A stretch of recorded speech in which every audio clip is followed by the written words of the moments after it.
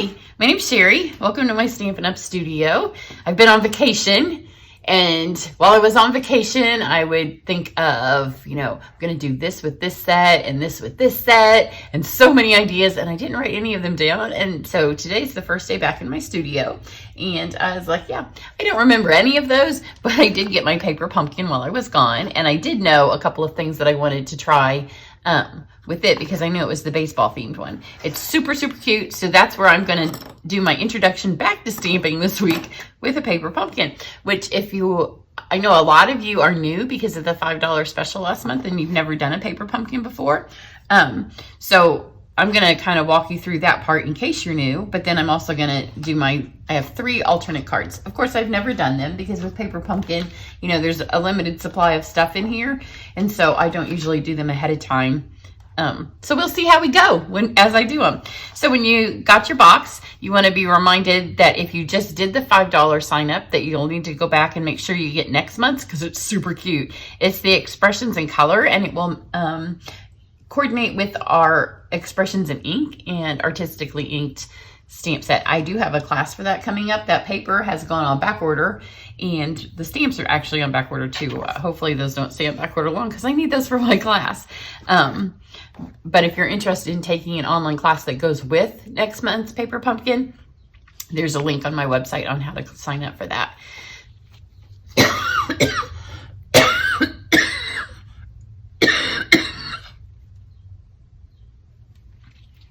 So when you get your box, it always comes with instructions, and this month we have new and improved instructions. So it's really nice that they're a little bit larger, all in color. So it's super easy if you want to put your box together as shown. So because you can see exactly what the cards are supposed to look like, what pieces you're supposed to use, I'm not going to show you any of those because they're really easy, super cute. The graphics in this are adorable. I watched my nephew play in his Little League game on Saturday, so I was super inspired to come and make this.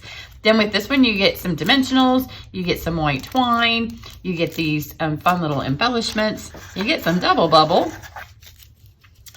I'm always afraid it's going to take my teeth out. It's one of those things as a child, you don't think about your teeth falling out, and I don't know, it's one of my things when you get older.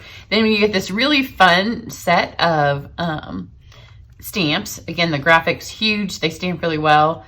So you'll be able to use those in the future on lots of projects.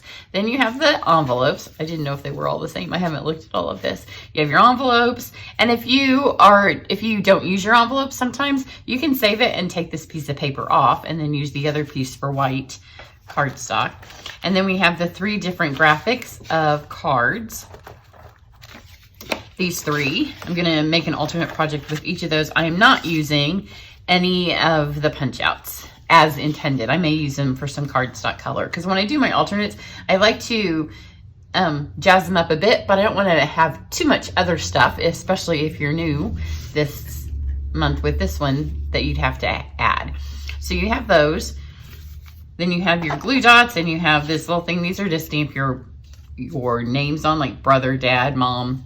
It's really nice because sometimes the words, when they're tiny, those are the things that people tend to overstamp or rock or kind of smudge. This way, if you make a mistake, it's not on your card and you can flip it over. And then you have a Night of Navy ink spot. I'm not going to use the spot just because it's easier for me to use a big one while I'm filming. So let's get going on our alternates. I'm going to show you kind of my ideas. This is a different way I'm going to do it because I don't want to have to do my die cutting twice. So for this one here, it is a baseball uniform. So my very first thought, this is one I had when we were on vacation, was to make this a baseball uniform. Well, those are up here, and I didn't want to. You can cut this off and put this through the die machine if you want. Kind of just do it the lazy way. So I'm just going to kind of cut my V into it. This is from the Handsomely Suited Suite. But if I do it with scissors, and you could just draw it if you don't have this, although I'm going to use the buttons. So I'm just going to draw this right here. And then I'm just going to take my scissors and trim that out. So it's super easy.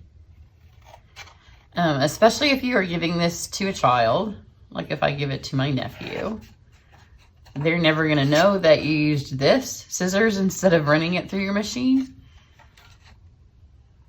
And if you don't have a die cut machine and you want to make buttons, you could always use a hole punch.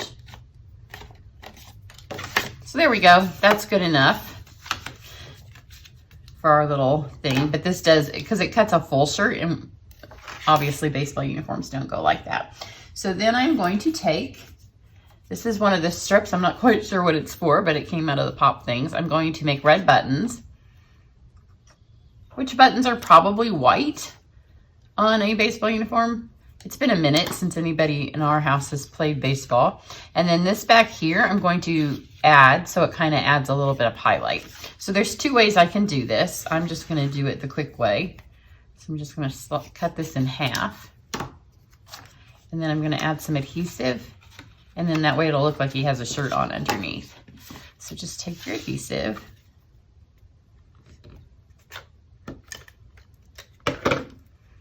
And then we'll just line this up here and put that there. And again, if a child's wearing a shirt like this, it doesn't matter because it's more than likely crooked. So if your stuff's a little bit crooked, it's supposed to be fun. That's backwards. I'm gonna have my sticky on the outside. So lay this down.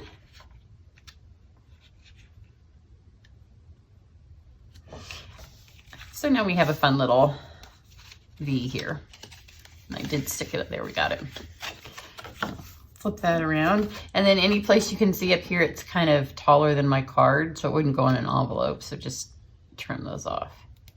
You don't have to use super expensive supplies. Back when I first started stamping almost 30 years ago, a die cut machine wasn't even something that people thought of. Now on this piece here, this is like baseball pattern, or baseball bat pattern. I am going to make it into a kind of Christmassy card. And then this one here, I'm also going to use the star. So this star is one of the ones that is from our Christmas set. So I'm gonna run all these pieces through the die cut machine. So first we'll do our star. This is our shimmer vellum and it's an evergreen, because if you don't need a zillion baseball cards, then don't make them all be baseball cards, because you can easily switch them up, as I'm going to do with these other two. And then I'm going to go ahead and do my buttons on this one. Slide these through.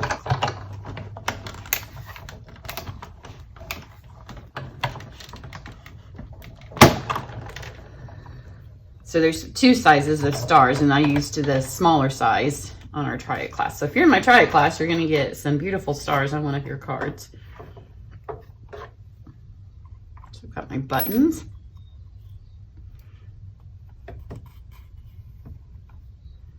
They cut and emboss, as is the name of our machine. And then I have this fun star here.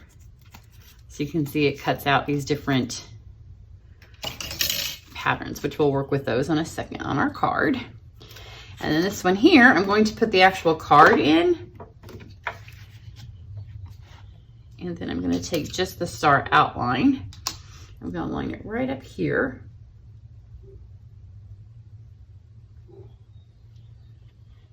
Kind of get it straight. It's optical illusion because it's not quite straight, but I wanted the point to go at the top, and it doesn't matter. You could do it anyway. I just want it to kind of get that starburst out of the middle.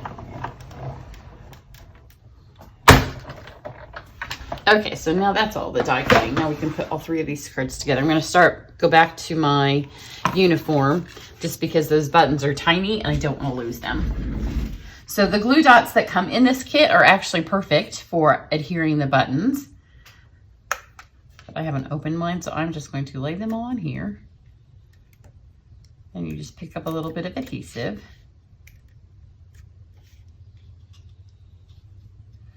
And then this one's pretty easy to line them up on because it's got the lines on the uniform. So you don't even really have to worry about going straight or crooked, because you just line them all up.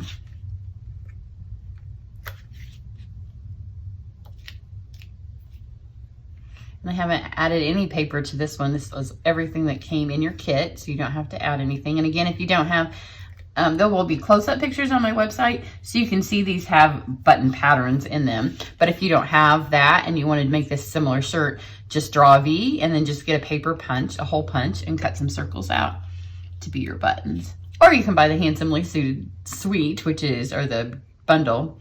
It's a really fun bundle, and you can do all kinds of uniforms with it. So there we have that. And then let's decide how we want to put our words. So I pulled out All Star. I think I might do that one just because it fits the best. This card couldn't be any faster, right?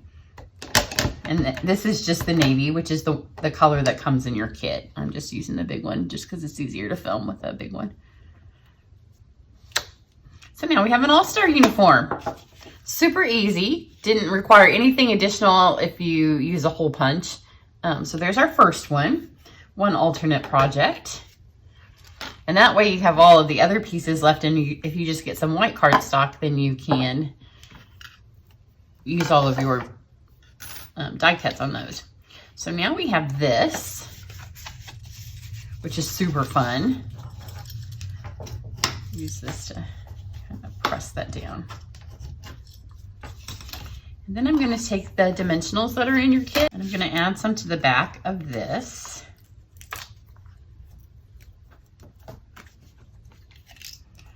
Pull these off. And then you can put it back in so it makes the pattern, or you can put it back in so it doesn't go with the pattern. It's just kind of up to you how you want to do it. I think my pattern goes here, so I'm just going to put it in the way it finishes the pattern. There. So now we have a fun pop-up. And then I'm going to use, if it fits, You're the Greatest of All Time. So I'm just going to put this where it fits, and then I'm going to design the rest of it around that. So normally I would put it more in the corner, so let's go straight here in the middle. Isn't this a great bold stamp? Like, the graphics on it are just really good. So we have this. Then I'm going to take the white twine that came in our kit. And I'm going to use like twice of it, so it's a little bit more easy to see on this white and red card. So just pull it here, and then we have a double section of it. Put my ribbon right here, which will help highlight the fact that it's a pop-up. You could do a double layer of dimensionals if you want the star to pop up a little bit more. So now when we do this, and with the double, we'll have two strings. But I'm not sure that I want it to be I want it to be maybe able to be used for a masculine card. I feel like I haven't videoed forever. You know, you skip 10 days and all of a sudden you can't talk on camera. So I got this. So instead of making it a bow, now we have this fun little fluff in case you want to give it to your dad or your uncle or your brother. Doesn't have that bow, but it has some texture to it. And then these are the fun little things that come in the kit. I'm going to use the yellow ones because obviously the red ones aren't going to show too well.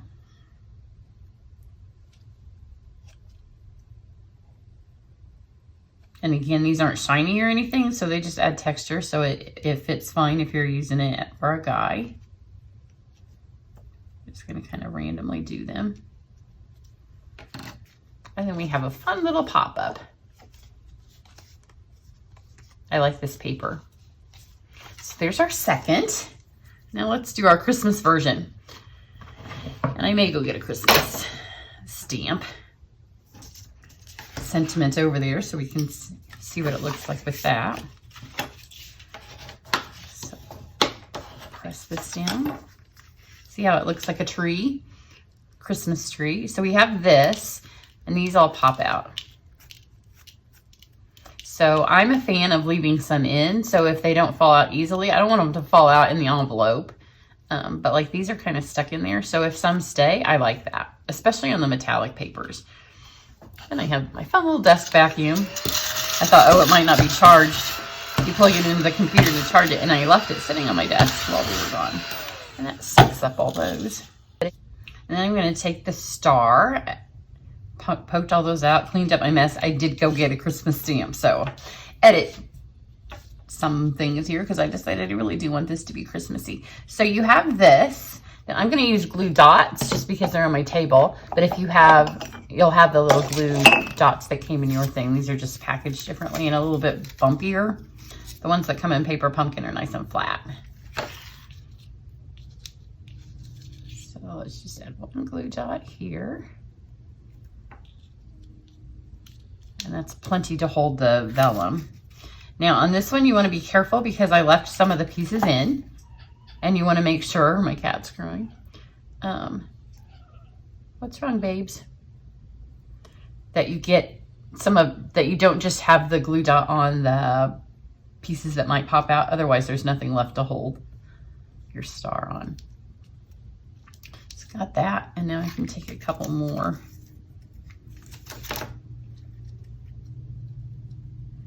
This is really pretty paper. I know a lot of people like to do Christmas in July events, so you'll have some of this left if you don't use this piece of paper. One more. The vellum has a tendency to flip up like this when you have run it through the die cut machine, but as soon as you put some other things on top of it and just let it flatten, got a half there and half there. So we have this. And then I did get the set that comes with the stars. That's what I went over and got. And it's called Tidings and Trimmings. Like I just wanted one that had a fun Christmas greeting. You could also stamp some of the stars on the back. But I'm getting ready to do, my plans is to do like a 4th of July Memorial Day card with this set. And I'm not quite sure that we couldn't say that summer is the most wonderful time of the year.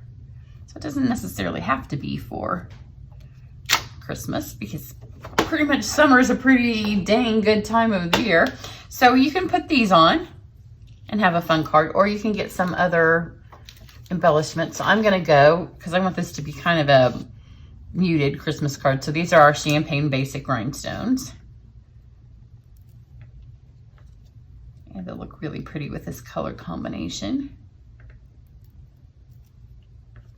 You always want to put an odd number of embellishments. Don't do an even. So now we've got 4, because then your eye doesn't know where to go. It's a thing. But if you do an odd, so there's 5, I could do 7. So you have a really simple card. One thing I like to do is add a little bit of texture that's easy to do. So I'm going to take my Evergreen Blend. So these are our alcohol-based markers. And then take your bone folder.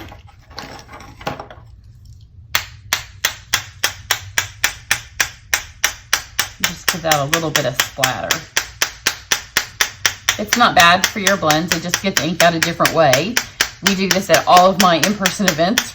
It's one of everybody's favorite things to do is it gets a little bit of aggression out. So that just kind of highlights that up in there. And then I'm going to take my Stella. I know where it is after being gone. And then I'm just going to add a little bit of shimmer back into the star part. And this is just a pen that has glitter in it. It just adds a little bit of shimmer.